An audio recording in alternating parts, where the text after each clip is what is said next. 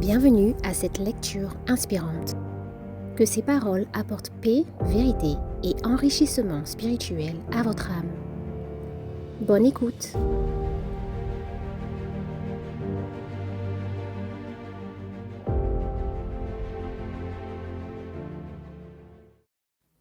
Au commencement, Dieu était manifesté dans toutes les œuvres de la création.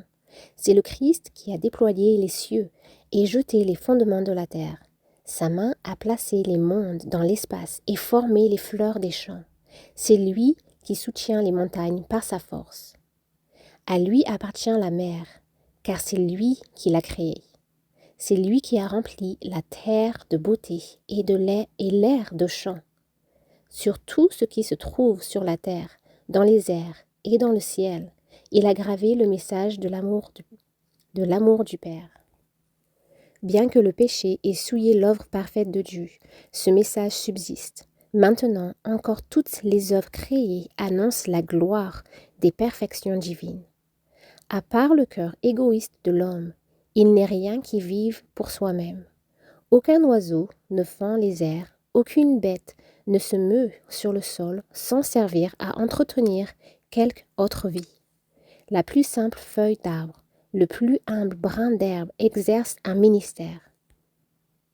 Chaque arbre, chaque bourgeon, chaque feuille produit un élément vital sans lequel aucun homme, aucune bête pourrait vivre. En retour, chaque homme, chaque bête contribue à entretenir la vie de l'arbre, du bourgeon, de la feuille. Les fleurs émettent leur parfum et déploient leur beauté pour le bonheur de l'humanité. Le soleil répand sa clarté pour la joie de milliers de mondes. L'océan lui-même, source de tous nos cœurs d'eau et de toutes nos fontaines, ne reçoit l'eau de tous les fleuves que pour la restituer. Les vapeurs qui s'élèvent de son sein redescendent sur le sol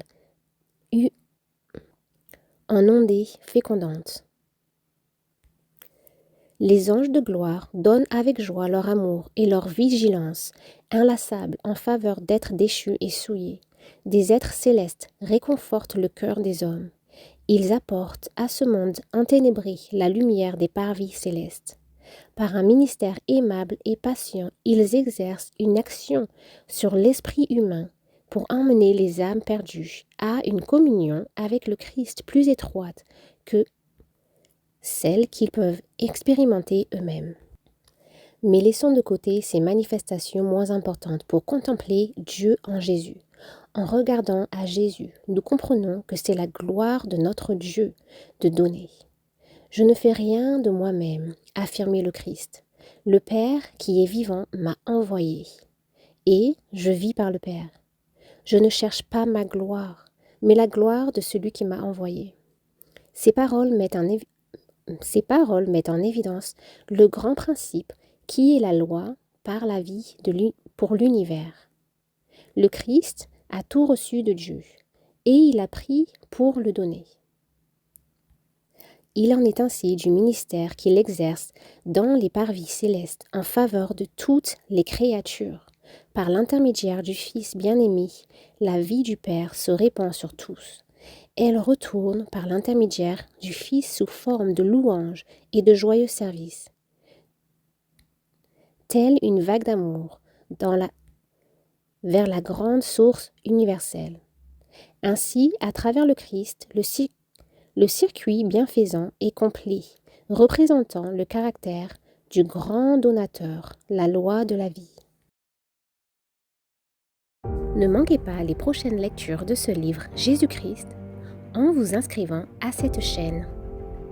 Que Dieu vous bénisse.